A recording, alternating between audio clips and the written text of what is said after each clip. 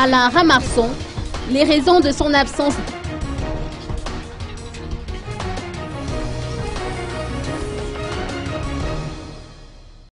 Le parlementaire du Conseil supérieur de la transition, Alain Ramarson, fait partie des personnalités qui n'ont pas répondu à l'invitation du couple présidentiel à l'occasion de la cérémonie de présentation de vœux qui a eu lieu mercredi au Palais d'État Diablo.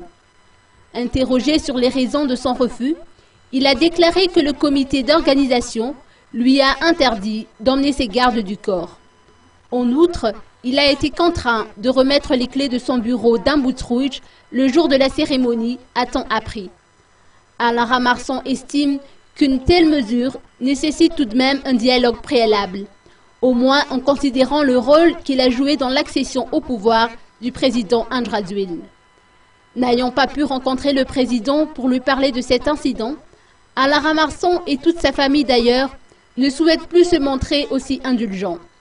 Il entend par là rétablir la vérité au sujet de la mort de la ministre Nadine Ramarson, survenue le 28 août 2011. À cet effet, un culte de commémoration a été organisé par la famille aujourd'hui au CCSK de Tanmin. L'homme d'affaires et non moins parlementaire au sein du CST a profité de son allocution pour dénoncer les diverses formes de violation des droits de l'homme dont sont victimes les occupants dans le cadre des litiges fonciers. Il a tenu à remarquer qu'une décision prise en Conseil des ministres en mai 2011 a consacré la suspension de toute procédure visant à expulser les occupants de leur terrain.